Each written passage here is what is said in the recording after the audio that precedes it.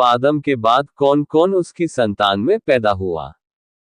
अपने ही स्वरूप में परमेश्वर ने मनुष्य को अपने जैसे गुणों से बनाया, सोचने, समझने, प्रेम करने और निर्णय लेने की क्षमता दी।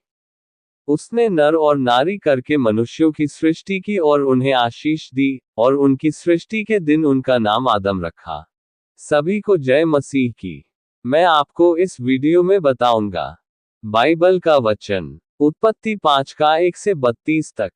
पहले मैं आपको इस वचन को पढ़कर सुनाऊंगा, उसके बाद इस वचन को ठीक से समझाऊंगा। पूरा वीडियो को जरूर देखें। आदम की वंशावली। 1. आदम की वंशावली यह है। जब परमेश्वर ने मनुष्य की सृष्टि की तब अपने ही स्वरूप में उसको बनाया। 2. उसने नर और नारी करके मनुष्यों की सृष्टि की और उन्हें आशीष दी, और उनकी सृष्टि के दिन उनका नाम आदम रखा। 3. जब आदम 130 वर्ष का हुआ, तब उसके द्वारा उसकी समानता में उसी के स्वरूप के अनुसार एक पुत्र उत्पन्न हुआ। उसने उसका नाम शेत रखा। 4. और शेत के जन्म के पश्चात आदम 800 वर्ष जीवित रहा, और उसके और भी बेटे बेटियां उत्पन्न हुई। 5. इस प्रकार आदम की कुल आयु 930 वर्ष की हुई, तत्पश्चात वह मर गया। 6. जब शेत 105 वर्ष का हुआ, उससे एनोश उत्पन्न हुआ। 7. एनोश के जन्म के पश्चात शेत 807 वर्ष जीवित रहा, और उसके और भी बेटे बेटियां उत्पन्न हुई। 8. इस प्रकार शेत की कुल आयु 912 वर्ष की हुई, तत्पश्चात वह मर गया। 9. जब एनोश 90 वर्ष का हुआ, तब उसने केनान को जन्म दिया। 10. केनान के जन्म के पश्चात एनोश 815 वर्ष जीवित रहा, और उसके और भी बेटे बेटियां उत्पन्न हुई। 11. इस प्रकार एनोश की कुल आयु 905 वर्ष की हुई, तत्पश्चात वह मर गया। 12. जब केनान 70 वर्ष का हुआ, तब उसने महललेल को जन्म दिया। 13. महललेल के जन्म के पश्चात केनान 840 वर्ष जीवित रहा, और उसके और भी बेटे बेटियां उत्पन्न हुई। 14. इस प्रकार केनान की कुल आयु 910 वर्ष की हुई, तत्पश्चात वह मर गया। 15. जब महललेल 65 वर्ष का हुआ, तब उसने येरेद को जन्म दिया। 16. येरेद के जन्म के पश्चात महललेल 830 वर्ष जीवित रहा, और उसके और भी बेटे बेटियां उत्पन्न हुई। 17. इस प्रकार महललेल की कुल आयु 895 वर्ष की हुई, तत्पश्चात वह मर गया। 18. जब येरेद 162 वर्ष का हुआ, तब उसने हनोक को जन्म दिया। 19. हनोक के जन्म के पश्चात येरेद 800 वर्ष जीवित रहा, और उसके और भी बेटे बेटियां उत्पन्न हुई। 20. इस प्रकार येरेद की कुल आयु 962 वर्ष की हुई, तत्पश्चात वह मर गया। 21. जब हनोक 65 वर्ष का हुआ, तब उसने मतूशेलह को जन्म दिया। 22. मतूशेलह के जन्म के पश्चात हनोक 300 वर्ष तक परमेश्वर के साथ साथ चलता रहा, और उसके और भी बेटे बेटियां उत्पन्न हुई।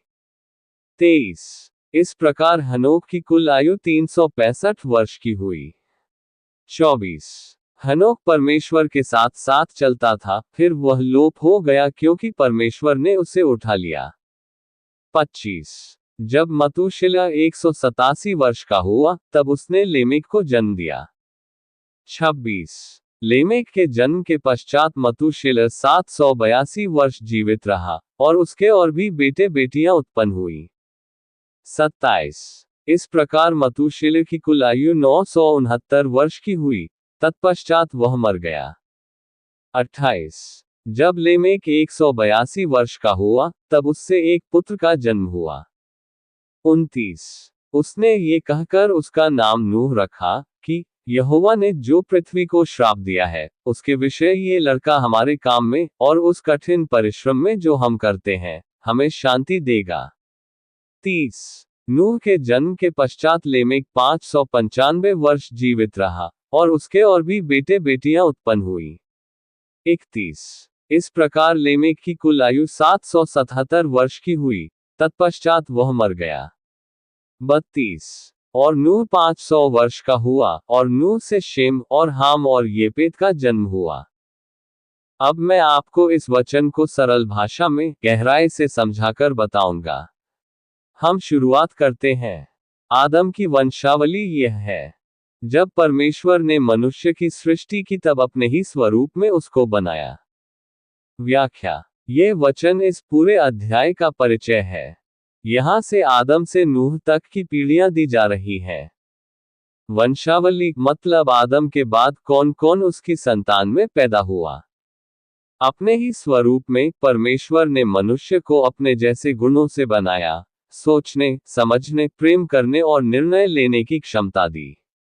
उसने नर और नारी करके मनुष्यों की सृष्टि की और उन्हें आशीष दी, और उनकी सृष्टि के दिन उनका नाम आदम रखा। व्याख्या। परमेश्वर ने पुरुष और स्त्री दोनों को बनाया। उन्हें आशीष दी, जैसे फलदायी बनो, धरती पर राज्य करो। आदम शब्द का मतलब होता है मनुष्य, इसलिए दोनों को मिलाकर भी आदम कहा गया। जब आदम 130 वर्ष का हुआ, तब उसके द्वारा उसकी समानता में उसी के स्वरूप के अनुसार एक पुत्र उत्पन्न हुआ। उसने उसका नाम शेत रखा। व्याख्या। आदम ने 130 वर्ष की उम्र में एक पुत्र को जन्म दिया, शेत। यह पुत्र उसके ही स्वरूप और समानता में था, जैसे वह खुद परमेश्वर के स्वरूप में था, वैसे ही शेत उसके जैसा था। यह इस बात की पुष्टि है कि परमेश्वर का स्वरूप पीढ़ी दर पीढ़ी चलता है। और शेत के जन्म के पश्चात आदम 800 वर्ष जीवित रहा, और उसके और भी बेटे बेटियां उत्पन्न हुई। व्याख्या। आदम शेत के जन्म के बाद भी 800 साल तक जीवित रहा।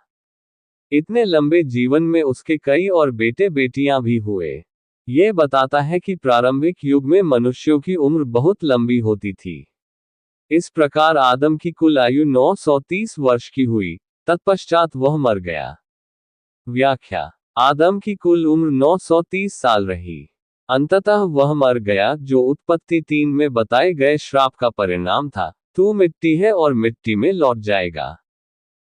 ऐसे ही और भी बाइबल के वचन को ठीक से समझने के लिए हमारे चैनल को सब्सक्राइब करें। लाइक, शेयर एंड कमेंट जरूर करें। धन्यवाद।